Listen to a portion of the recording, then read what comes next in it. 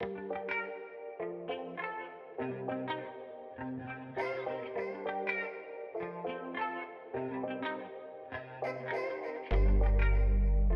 everyone, welcome back for another whiskey review.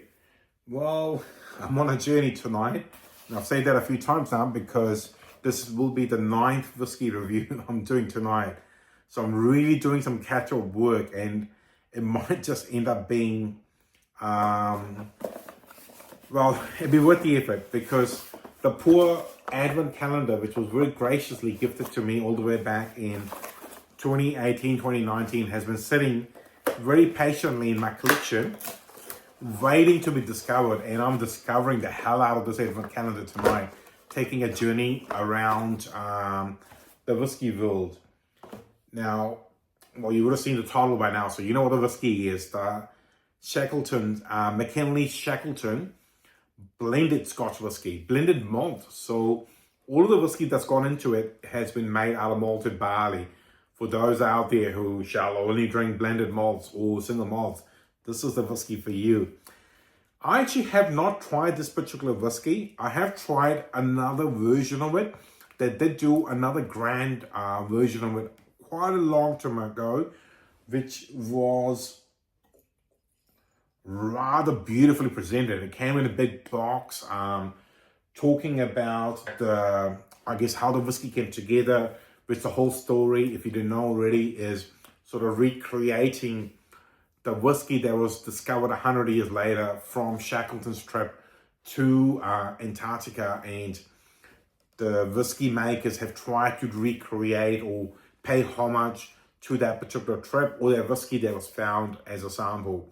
And they've pulled on malted whiskey they've got in there at their disposal, which in this case was Richard Patterson.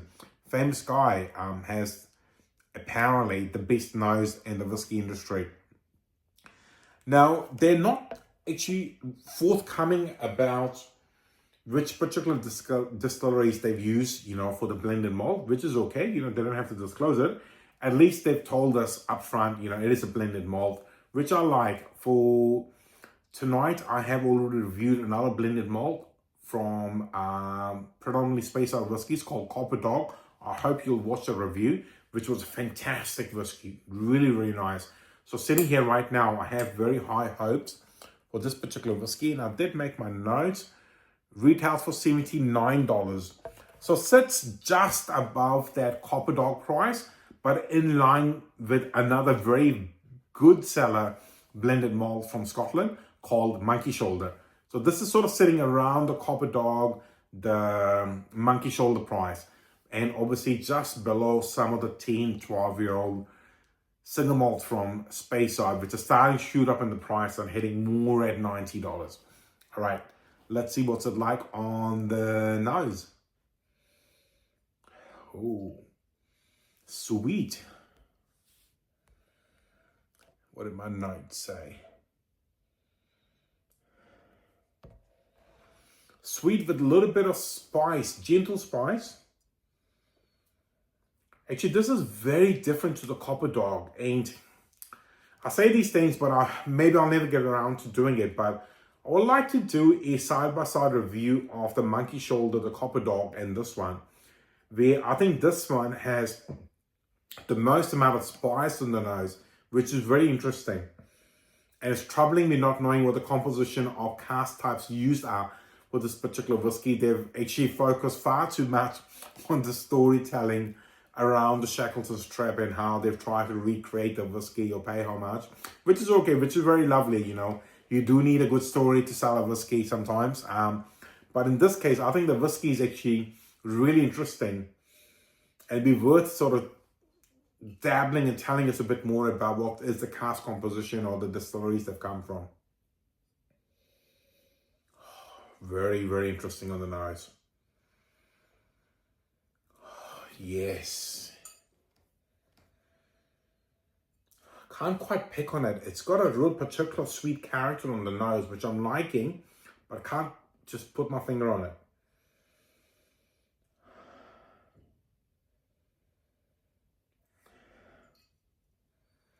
I wanted to say nectarines, but yeah, Maybe it is, but it is very interesting on the nose. All right, let's see what's it like on the palate.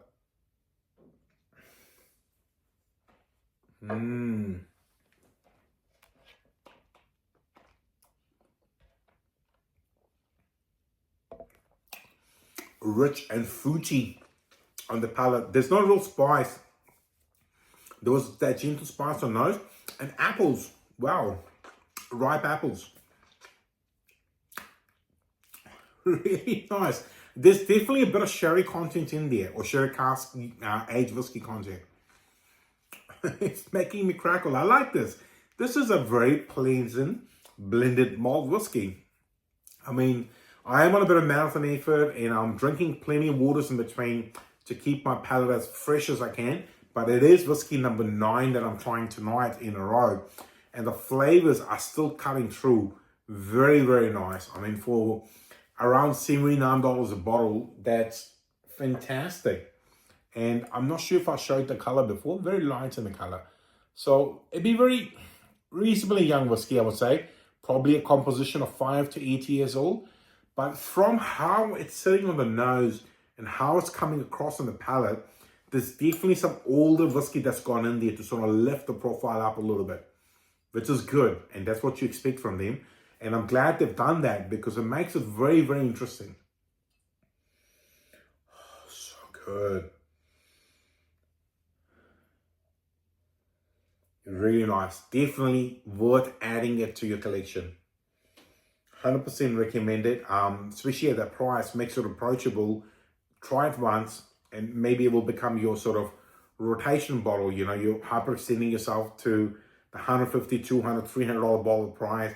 Some long age cast strength whiskies, but we all have good fallback whiskies as well. You know, we're not all made of money.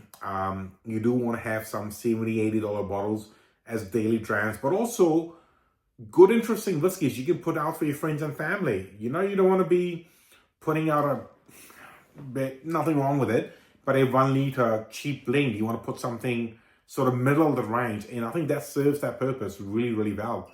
It generally does. Really good.